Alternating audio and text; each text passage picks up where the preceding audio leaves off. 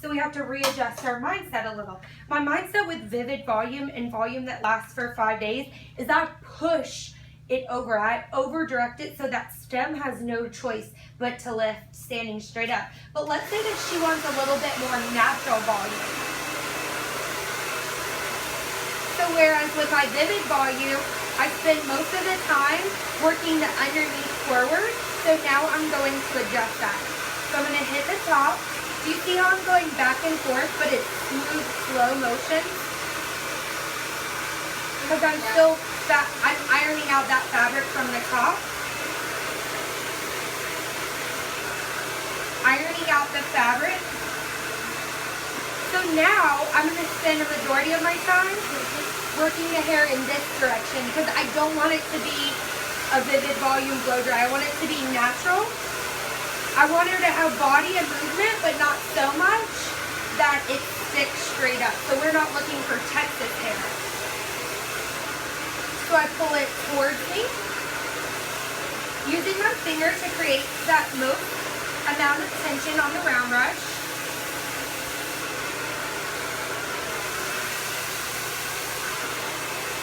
So I'm smoothing, I call this my double press, right? Because you're blow drying from both sides. Remember, hair is cylindrical. That's our biggest complaint about the rest of the blow dries is they treat hair as it's two-dimensional, and it's not, it's three-dimensional. So once I've moved my way, you can see that I still have some body, but that's nowhere near the volume that we got with the last blow dry, right?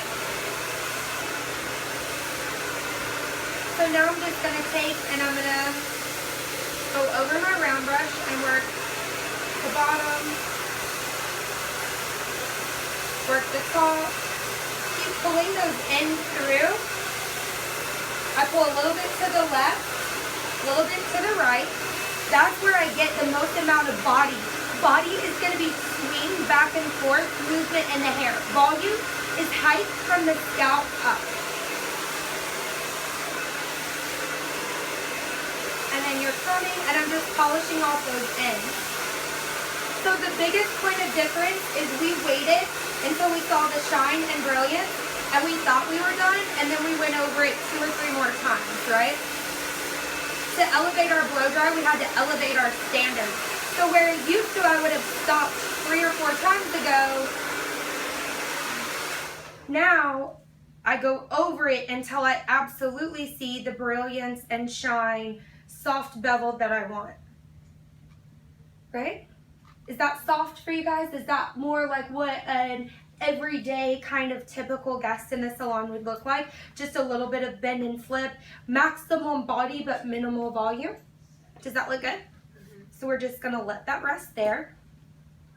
Is there anyone here who feels like, to be honest with you, the best thing I could do, also if you know that you have a problem and you just don't get it, or you think that you get it but you're not sure, like you're not getting the results you want, the best thing I could do is see you. So if you want to jump up here and grab a section, if you want me to be able to look at you as to coach you what's going on, we can do that too. So using that to really back and forth. It's not back and forth like this, so I'm not going up the cuticle.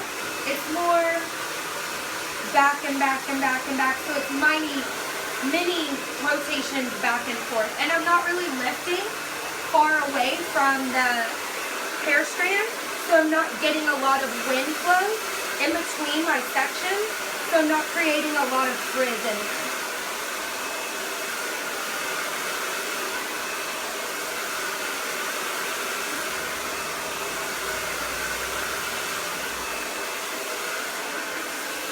So once you have that completely dry, so I'm going to just start working it from both sides. Can I have the brush that's one step up from this? So this is going to be my, I think I need my medium, if that's okay. Because her hair is pretty dense.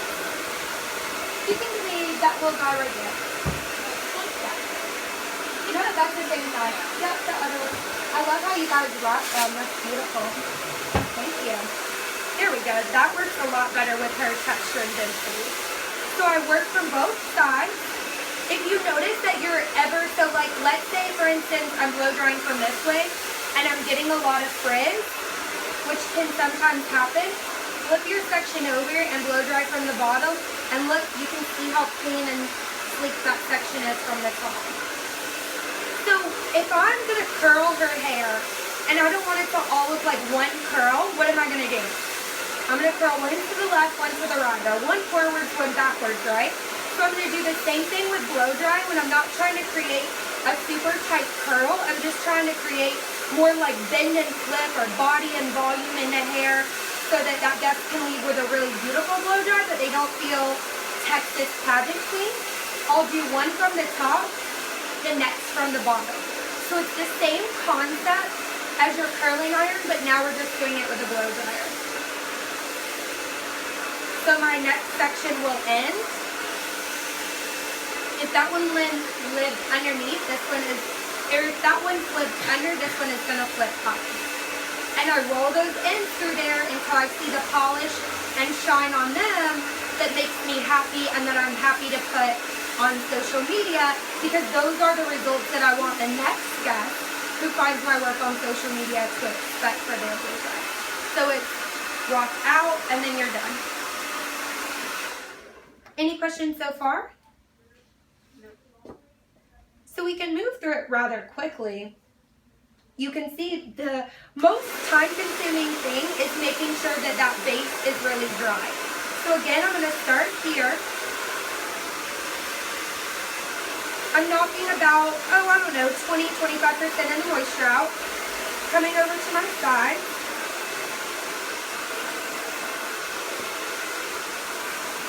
Remember, if I move around during a haircut, I'm moving around during the style as well, because everything is going to be the same principle. I'm still going to have over direction to create volume, whereas in hair cutting it's lean.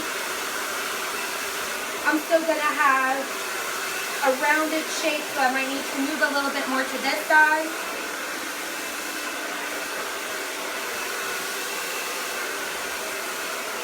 That's why I blow dry a little to the left, a little to the right.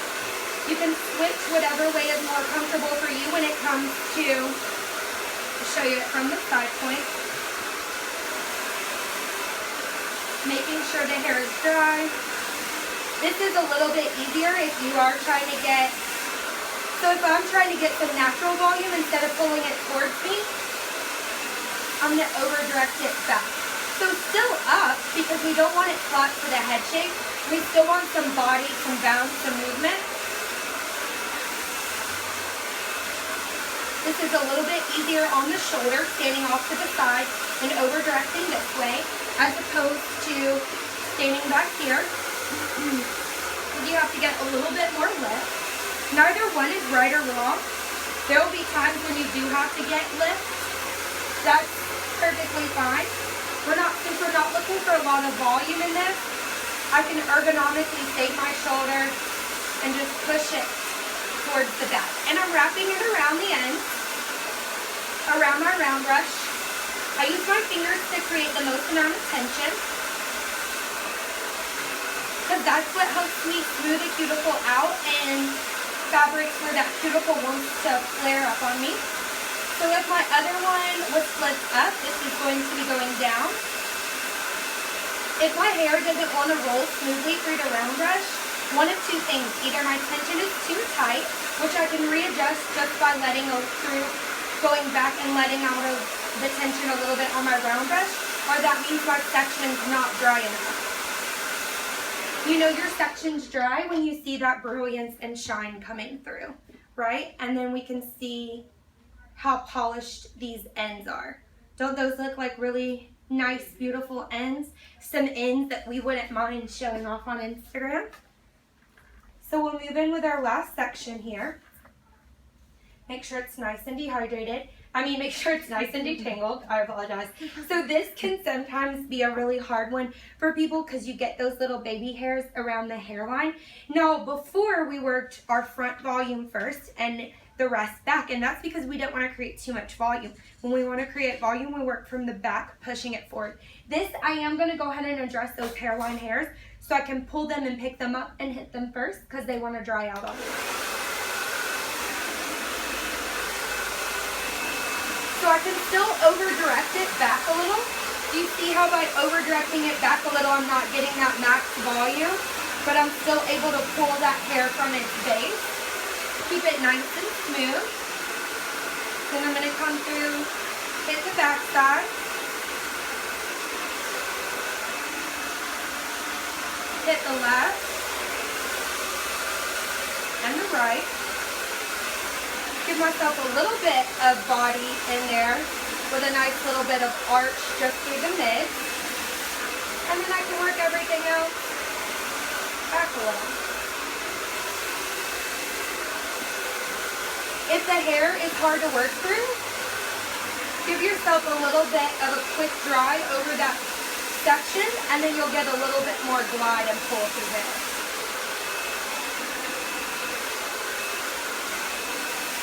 Because this is right towards the face, I want to over direct it back. I don't want it to flip out, even though it's right next to a curl of its same nature. It just looks better in the front when things go back away from the face. Unless we purposely are curling them towards the face to create more of that like Jessica Rabbit, new slinky-esque look. Fair enough?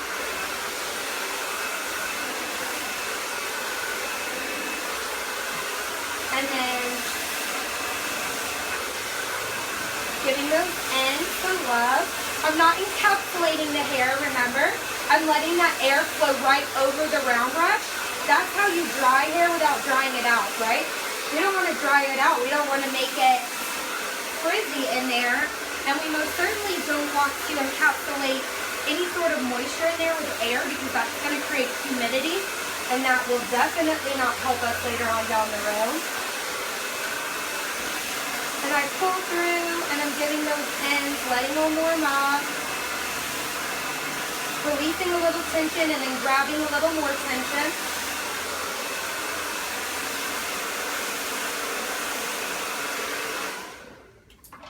And then rocking off.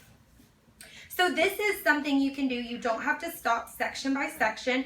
If time management is an issue, or if a guest is just going home, or they're just going back to work, or they're just going to hang out with their family, yes, of course, we want to give them the most amazing blow dry, but we don't have to pin, curl, clip everything. That does become a little time consuming.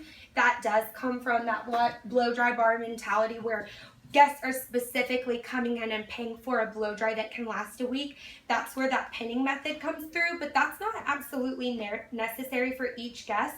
I'm just going to give those ends a little bevel. Now, if I wanted maximum volume, or if this was a big extra body volume blow dry, I would have pushed everything forward and pinned it up there. But do you see how I'm letting everything almost rest very casually and on a little bit of a less voluminous set? And that's it. And now we've done that entire section. It's very natural. When it falls, it's going to fall very naturally. It's not going to be too high or too voluminous. It's really just going to be subtle. Subtle body, subtle movement, something she can flip back and forth, left and right, something she can enjoy for a few days. Any questions? Is this where we're having the most amount of trouble, correct? No, the challenge is that we start like in the nape and work everything up. Yes, okay. So instead of working the top area first and then working our way down, it's working from the nape up to the very top. Does this seem like we could get down with this technique? Does this seem a little bit more friendly to you guys than working in the nape and working all the way up? Yeah? Okay. Yeah, let's do this one then. Fair? Because too, what we're doing is, remember when we start in the front, we're ensuring that that guest has the maximum experience. Like someone said, if my other guest comes in and I see him running a few minutes late, maybe I can just work quickly through the back. Well, nobody sees the back. That's where partials came from. Because people are like, well, heck, I don't even see what's back there, but I want every bit of this to be platinum blonde. And someone was like, okay, well, I'll just put foils right here and then that solves that problem, right? So it's the same kind of philosophy. Is we want to address that front first because A, there's less hair there, and B, that's where our money is, right? So again, I'm going to detangle my section. I'm not looking for maximum volume, so I'm going to start at the top.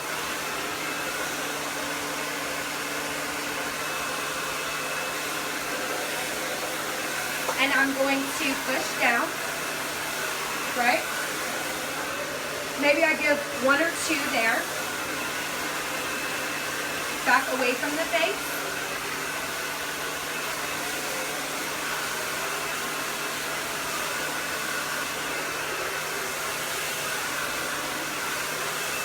Keeping my elevation low by going 1 forward, 1 back, 1 forward, 1 back. You're giving yourself range of motion. So range of motion is going to be equal to body. And body, everybody wants body. Well, not everyone. Most people want body. Not everyone wants volume, but most people do want to see some range of motion or some movement in that hair strand. When people talk about watching their hair be nice and bouncy, that doesn't always mean that they have to have volume. A lot of times what they're looking for is for their hair to give a nice little swing. And the way you get a nice little swing is by making sure that that base knows that it can go forward or it can go backward. So keeping a little bit of a lower elevation, working on those ends, low elevation. This is going to be more of your stretch drawing, right? Whereas before I was here, here, here, here, here, and that's how I created that curl. Now I'm looking for bend and flip. So if our extra body blow dry is like a 10, this is going to be more like a 7, right? Still some body, still some movement, a little bit less work on the stylus, still great results. So I'm stretching that hair out.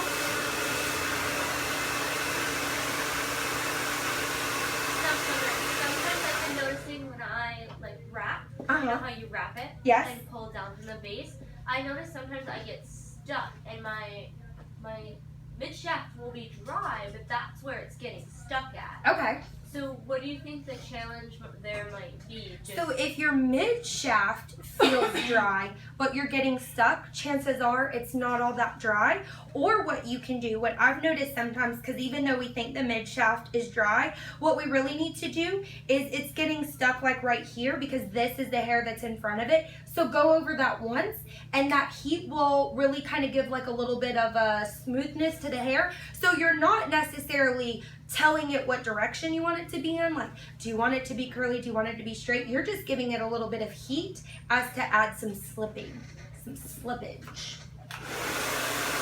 So again, we're not looking for max volume, right? So that's why I work this top section first. Work the underneath.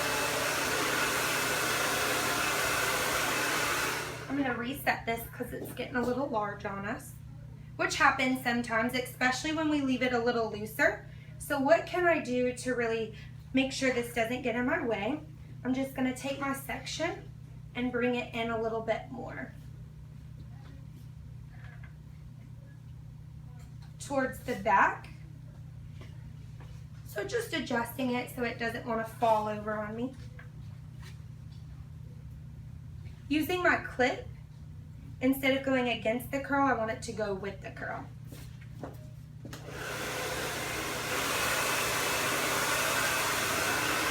So moving away.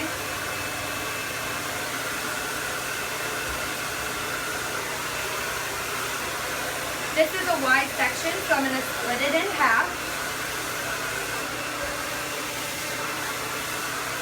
Stretch drying, so pulling that hair.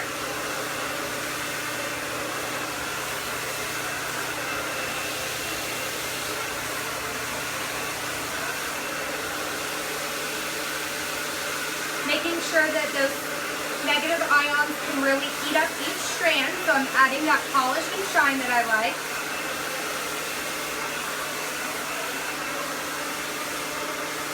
Going over those ends until the ends are shiny, until that cuticle is nice and sealed down. I'm letting that hair run over the cuticle. I'm not encapsulating it between the brush and the blow dryer. Making sure your section is nice and even. And then releasing it with one turn of your round brush. So making sure everything is nice and smooth, nice and polished. If it's not, then I just change my direction a little bit. So if I was blow drying from the top and it was getting a little fuzzy, a little frizzy, readjust your mindset, start blow drying from the underneath. Pulling it down because I don't want a lot of body. I don't want a lot of volume, just a lot of body.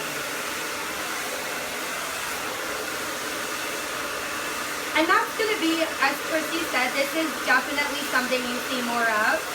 Those extra body blow dries are great, and now you know how to do them. This is how I would approach someone for every day. Now, because this is just bend and flip in the hair, you don't have to set every section. You can just let this be. We've combed it down. You can see that nice, beautiful polish and shine. But if you want to add just a little bit, make sure it stays nice and curled or nice and soft. So I'm over directing everything down because I don't want a lot of body and volume. And then I'm just going to concentrate my curl there. Take my clip